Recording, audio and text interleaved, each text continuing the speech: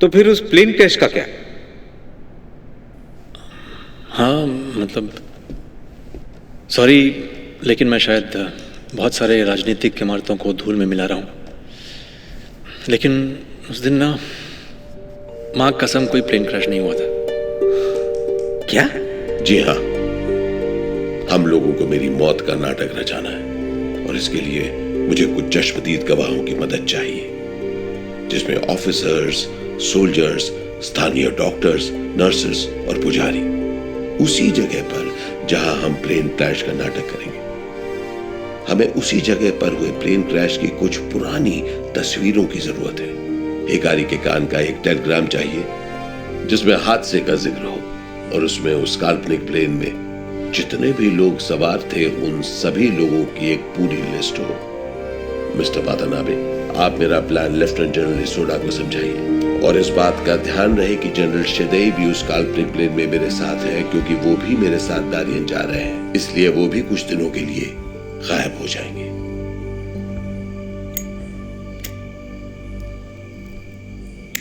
रहमान, तुम्हें खास गवाह बनना पड़ेगा इस हादसे का। आपका हुक्म सर आंखों पर नेताजी, जान हाजिर है। मुझे तुम्हारा हौसला चाहिए रहमान, जान नहीं। एक ऐसी कहानी बार बार दोहराने का हौसला जो अभी हम सब मिलकर बनाएंगे। याद रखना, आत्मसमर्पण के बाद अमेरिकन, ब्रिटिश और भारतीय इंटेलिजेंस तुमसे पूछताछ करेंगे और हो सकता है तुम्हारे साथ बुरा बर्ताव भी करें।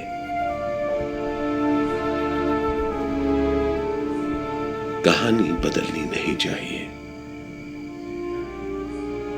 कहानी नहीं बदलेगी नेताजी, आप बेफिक्र रहिए। और कहानी चाहे कितनी भी मनगढ़ंत क्यों ना हो, उस प्लेन क्रैश की वजह से मेरे बदन पर जो घाव होंगे वो असली होंगे। मैंने तेजाब का बंदोबस्त कर लिया है।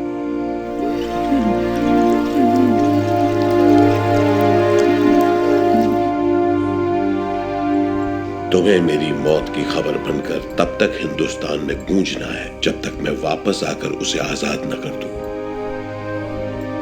आईबी ऑफिसर फिनी वो उस नकली टेलीग्राम को देखकर और लाश की कोई तस्वीर न पाकर वो समझ गए थे पूरी बात को। वाटानाबे की गवाही को दर्ज किया secret file number 32, reference number DIB/B/2 के रूप में, जो अभी नेशनल आर्काइव्स में मौजूद है। क्या आप गवाह को क्रॉस एग्जामिन करना चाहेंगे मिस्टर पॉल? जरूर। तो मिस्टर धर, आपके मुताबिक कोई प्लेन क्रैश नहीं हुआ? कोई प्लेन क्रैश नहीं हुआ। क्या आपके पास सर्कमस्टेंशियल एविडेंस के अलावा कोई क्रैश नहीं होने का और कोई सबूत है? आपके पास सर्कमस्टेंशियल एविडेंस के अलावा और कोई एविडेंस है कि प्लेन क्रैश हुआ है? मिस्टर धर, सवाल का जवाब ना सवाल नहीं होता। अच्छा, आपको ऐसा क्यों लगता है कि ये प्लेन क्रैश की पूरी घटना एक बनावटी घटना थी? मुझे इसलिए लगता है क्योंकि इसकी 19 वजह है। सुनना चाहेंगे? 19 वजह? 19? जी माय लॉर्ड। पहली बात, नेताजी बैंकॉक के उस मशहूर बैठक के बाद 4 बक्सा सोना लिए सभी को फॉर्मली अलविदा कहकर ऐसे क्यों चले जाएंगे जैसे कि वो कभी वापस लौट के आने वाले नहीं। अगर उन्हें सिर्फ आत्मसमर्पण ही करना था तो उन्हें वापस लौटने की योजना भी बनानी चाहिए थी। फिर वो क्यों सिर्फ रहमान को साथी बनाकर जापानी बॉम्बर प्लेन में चढ़े जबकि उनका अपना 12 सीटर आने वाला प्लेन पहले से तैयार था।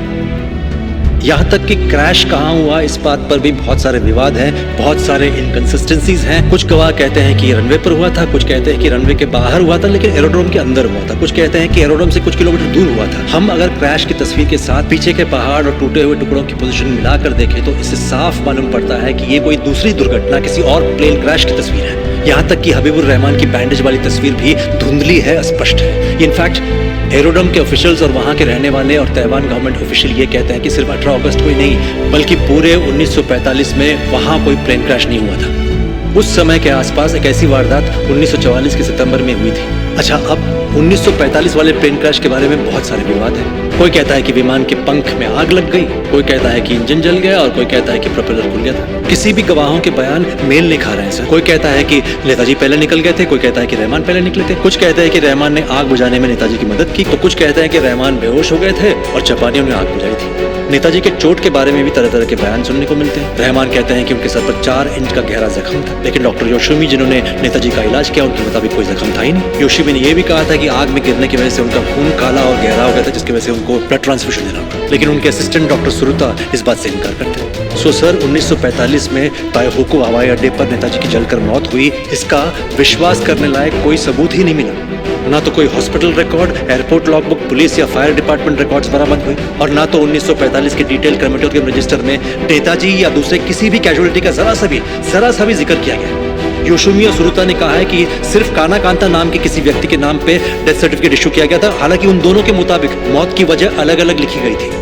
और शक की सबसे बड़ी वजह उस दिन का इकलौता क्रेमेटोरियम परमिट जहां एक ही डेथ सर्टिफिकेट इशू किया गया था, इचिरो ओकुरा नाम के एक जापानीज आदमी का, ऐसा एक आदमी जिसका जन्म 1901 में हुआ था और जिसकी मौत दिल की बीमारी की वजह से हुई थी, जलने की वजह से नहीं। और जनरल शिदेई या क्रैश में मारे जाने वाले दूसरे लोगों के बारे में इतना तक बरामद नहीं हुआ। इतने बड़े बड़े अफसरों की न तो लाश मिली, न तो उनकी अंतिम क्रिया में कोई शामिल हुआ, न ही उनकी कोई डेथ रिपोर्ट है। इतने सारे लोग एकदम से गायब। आपको पानी चाहिए मिस्टर धर? नहीं मिलॉर्ड, पानी नहीं, बस इंसाफ चाहिए थोड़ा सा। ओके आप बोल चुके? 19 वजह हो गई? नहीं, सिर्फ 14 का जिक्र किया, जिनकी डिटेल्स मैं पहले कमीशन के पास जमा कर चुका हूँ। और बाकी 5 के लिए मैं मिस्टर पॉल को रिक्वेस्ट करूंगा कि वो मेरी 2 किताबें पढ़ लें। आप समझ ही सकते हैं कि नौकरी छोड़कर मैं मिशन नेताजी चला रहा हूँ। आप लोग अगर किताब पढ़ेंगे तो बड़ी मेहरबानी होगी, लेकिन अगर उसमें कुछ इलॉजिकल चीजें दिखे तो मैं पूरे पैसे वापस करूंगा, पक्का।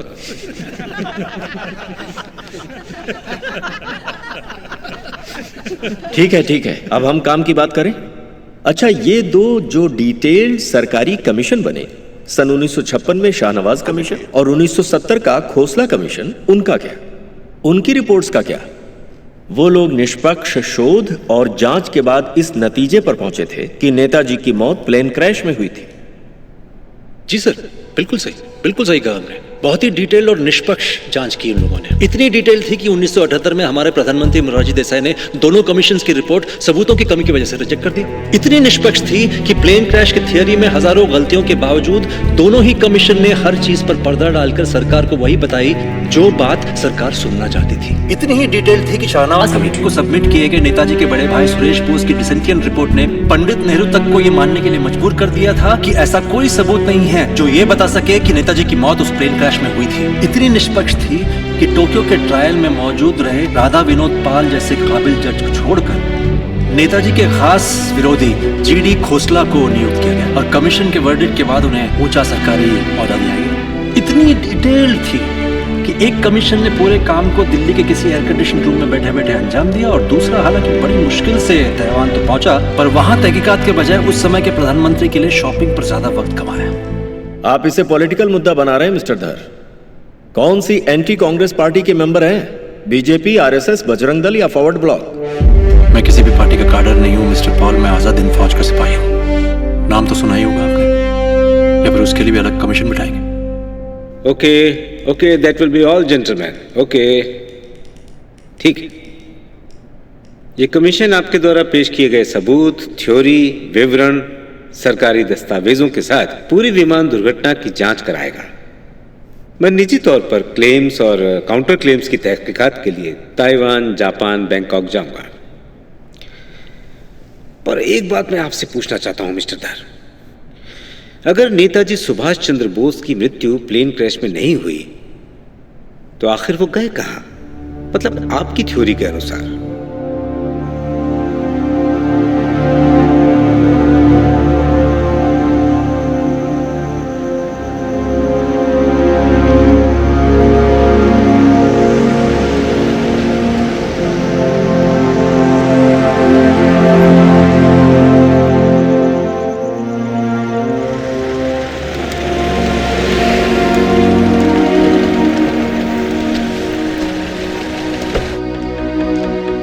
बंधु ठहरिए, खोल रहे भैया।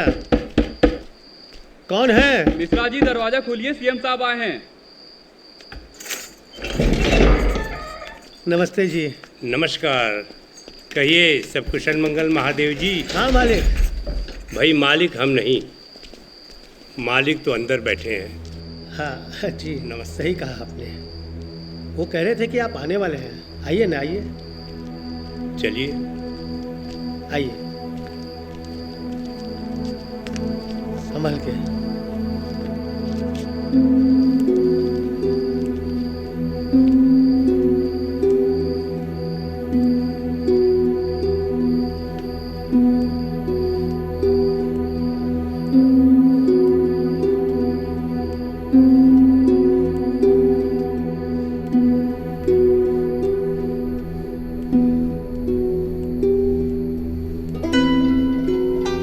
प्रणाम बाबा जी।